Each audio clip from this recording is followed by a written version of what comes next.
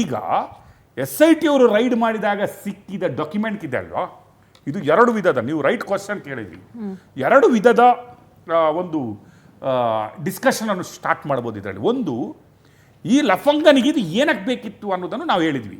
ಈ ಮುಟ್ಟಾಳನಿಗೆ ಇದು ಇದಕ್ಕೆ ಬೇಕಿತ್ತು, ಇದನ್ನು ಮಾಡಿದವನು, ಇದು ಏನಕ್ಕಾಗಿ ಇವರು ಕಟ್ಕೊಡ್ಲಿಕ್ಕೆ ನೋಡಿದ್ರು, ಏನಕ್ಕಾಗಿ ಇದನ್ನು ಎತ್ತು ಕಟ್ಟಿದ್ರು ಅನ್ನೋದನ್ನು very clear, it is very common ಸೆನ್ಸಲ್ಲಿ ನಮ್ಗೆ ಗೊತ್ತಿದೆ.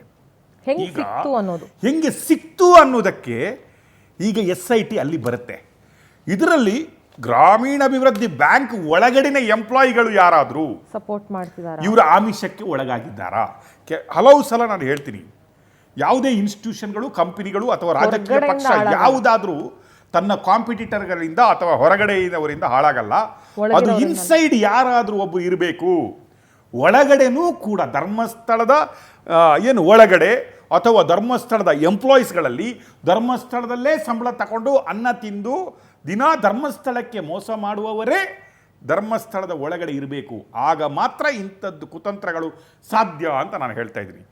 ಈಗ SIT ಹುಡುಕ್ತಾ ಇರುವ ಈ ಜಾಲ ಇದೆ ಅಲ್ವಾ, ಈ ಒಳಗಡೆನ ಜಾಲ ಕೂಡ ಇಟ್ ಈಸ್ ನಾಟ್ ಷಡ್ಯಂತ್ರಗಳು ಹೊರಗಡೆಯಿಂದ ಮಾತ್ರ ಅಲ್ಲ, ಷಡ್ಯಂತ್ರಗಳು ಒಳಗಡೆಯಿಂದನೂ ನಡೆದಿರಬಹುದು.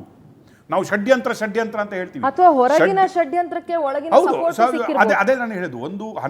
13 ವರ್ಷದ ಷಡ್ಯಂತ್ರಗಳಲ್ಲಿ ಹೊರಗಡೆಯ ಷಡ್ಯಂತ್ರಕ್ಕೆ ಒಳಗಡೆಯ ಎಷ್ಟು ಸಪೋರ್ಟ್ ಸಿಕ್ಕಿದೆ, ಏನೇನಾಗಿದೆ, ಯಾವ್ಯಾವ ರೀತಿ ಒಳಗಡೆಯವರು ಆಮಿಷಕ್ಕೊಳಗಾಗಿದ್ದಾರಾ, ಅಲ್ಲ ಒಳಗಡೆಯವರಿಗೂ ಫಂಡ್ ಸಿಕ್ಕಿದ, ಈ document it is very easy documents. ಈಗ ನೋಡಿದ SIT ಅವರಿಗೆ ಅವನ ಮನೆಯಲ್ಲಿದ್ದ ಏನು ರಿಪೋರ್ಟ್ಸ್ಗಳಿದ್ದಾವಲ್ಲ, ರಿಜಿಸ್ಟರ್ಗಳಿದ್ದಾವಲ್ಲ, ಅದು ಯಾವ ಬ್ರ್ಯಾಂಚ್ ಇದ್ದು ರಿಜಿಸ್ಟರು, ಅದು ಎಲ್ಲಿಯ ರಿಜಿಸ್ಟರ್, ಅದನ್ನು ಹುಡುಕ್ಲಿಕ್ಕೆ ಏನು ದೊಡ್ಡ ಡೇಟಾ ಇರುತ್ತೆ. ಅದು ಯಾರ ಕಸ್ಟಡಿಯಲ್ಲಿತ್ತು, ಅದು ಹೆಂಗೆ ಹೋಯಿತು, ಆ ಕಸ್ಟಡಿಯಿಂದ ಹೊರಗಡೆ ಹೋಗ್ಬೇಕಾದ್ರೆ ಯಾರು ಕಸ್ಟೋಡಿಯನ್ ಆಫ್ ದ ಡಾಕ್ಯುಮೆಂಟ್ಸ್ ಇರುತ್ತಲ್ಲ, ಅವನಿಂದ ಹೆಂಗೆ ಹೊರಗಡೆ ಹೋಗ್ಲಿಕ್ಕಾಗಿತ್ತು ಅನ್ನೋ ಮಾಹಿತಿ ಕೂಡ SITಗೆ ಸಿಗುತ್ತೆ.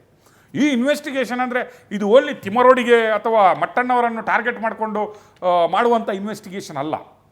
ಈ ಇನ್ವೆಸ್ಟಿಗೇಷನ್ ಧರ್ಮಸ್ಥಳದ ಎಗೇನ್ಸ್ಟ್ ಆಗ್ತಾ ಇರುವಂತಹ, ಅದು ಇನ್ಸೈಡ್ ಆಗಿರ್ಬೋದು ಅಥವಾ ಔಟ್ಸೈಡ್ ಆಗಿರ್ಬೋದು, ಎಲ್ಲ ಷಡ್ಯಂತ್ರಗಳನ್ನು ಸ್ಟಡಿ ಮಾಡಿಕೊಡುವಂತಹ ರಿಪೋರ್ಟ್ ಆಗುತ್ತೆ. ನೀವು ಹೇಳ್ದಂಗೆ ಖಾಲಿ ತಡೆಬುಡೆ ಷಡ್ಯಂತ್ರ ಬೇಕಂದ್ರೆ ಆಗಲ್ಲ. This has to go from the day one.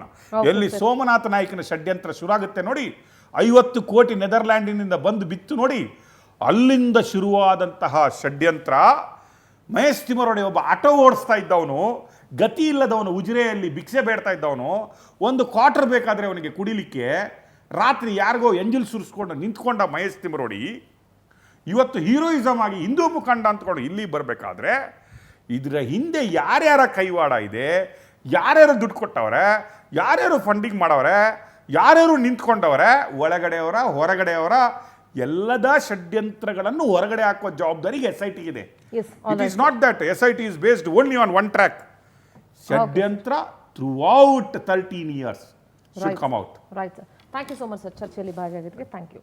S, 13 ವರ್ಷಗಳ ಷಡ್ಯಂತ್ರ, ಕುತಂತ್ರ, ಇದೆಲ್ಲದರ ವಿಚಾರ ಬಟಾಬಯಲಾಗಬೇಕು, ಎಲ್ಲದರ ಬಗ್ಗೆ ಸತ್ಯಾಸತ್ಯತೆ ತಿಳಿಬೇಕು ಅಂತಂದ್ರೆ SIT ತನ್ನ ತನಿಖೆಯನ್ನ ಆಳಕ್ಕೆ ಇಳಿಸಲೇಬೇಕಾಗತ್ತೆ, ಹಿಂದಕ್ಕೆ ಹೋಗಲೇಬೇಕಾಗತ್ತೆ. ನೋಡೋಣ SIT ಯಾವ ರೀತಿಯಲ್ಲಿ ತನಿಖೆಯನ್ನ ನಡೆಸುತ್ತೆ, ಏನೆಲ್ಲ ರಿಪೋರ್ಟ್ ಕೊಡುತ್ತೆ ಅಂತ ಹೇಳಿ.